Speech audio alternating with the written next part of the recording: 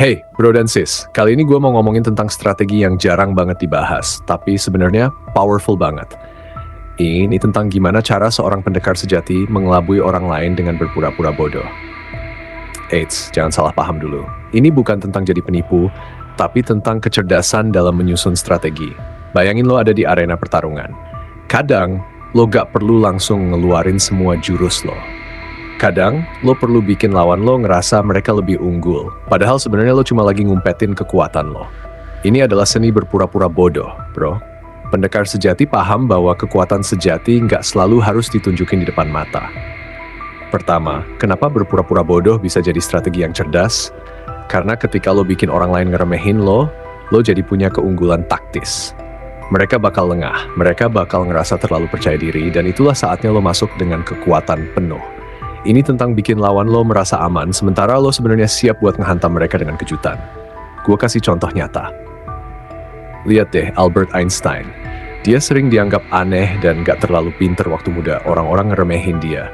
Tapi apa yang dia lakuin? Dia terus aja berpikir, bereksperimen, dan akhirnya jadi salah satu ilmuwan paling jenius sepanjang masa. Einstein ngerti bahwa kadang berpura-pura bodoh itu bisa ngasih lo waktu dan ruang buat berkembang tanpa tekanan dari ekspektasi orang lain. Lalu lo inget cerita tentang Sun Tzu? Dalam bukunya The Art of War, dia sering ngomong soal pentingnya tipu daya dalam perang. Salah satu prinsipnya adalah tampakkan kelemahan saat lo kuat dan kuat saat lo lemah. Ini adalah seni berpura-pura bodoh yang udah dipakai ribuan tahun. Dengan bikin lawan lo ngeremehin lo bisa ngegiring mereka ke perangkap lo. Sekarang, gimana cara lo bisa pakai strategi ini dalam hidup sehari-hari? Pertama, jangan selalu tunjukin semua kartu lo. Lo nggak perlu selalu jadi yang paling vokal di ruangan. Kadang, diam dan mengamati bisa ngasih lo lebih banyak informasi dan pemahaman. Dengan begitu, lo bisa nyusun langkah selanjutnya dengan lebih cerdas. Contoh lain, lo tahu sosok Warren Buffett? Dia adalah salah satu investor paling sukses di dunia. Tapi, dia sering banget bikin orang lain mikir kalau dia cuma orang tua sederhana yang gak terlalu ngerti teknologi modern. Tapi di balik kesederhanaannya itu, dia bikin keputusan investasi yang brilian. Dia ngerti kapan harus kelihatan bodoh dan kapan harus ngeluarin jurus pamungkasnya. Berikutnya, gunakan waktu berpura-pura bodoh buat belajar dan ngumpulin informasi.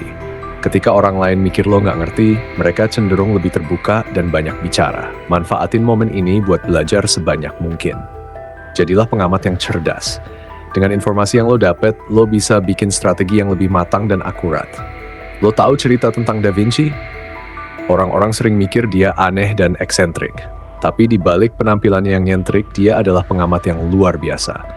Dia ngumpulin banyak pengetahuan dari berbagai bidang dan akhirnya jadi salah satu jenius terbesar yang pernah ada. Ini semua tentang gimana cara lo pakai momen berpura-pura bodoh buat ngasah otak dan kemampuan lo. Terakhir, selalu punya rencana cadangan. Pendekar sejati nggak cuma punya satu strategi. Ketika lo berpura-pura bodoh, lo sebenarnya lagi nyiapin berbagai kemungkinan. Jadi, ketika saatnya tiba, lo bisa ngejutkan semua orang dengan langkah brilian yang udah lo siapin. Bayangin Bruce Wayne alias Batman. Di balik identitasnya sebagai miliarder playboy yang tampaknya cuma senang bersenang-senang, dia punya rencana cadangan untuk setiap kemungkinan. Ketika saatnya tiba, dia berubah jadi pahlawan super dengan strategi dan kekuatan yang gak terduga.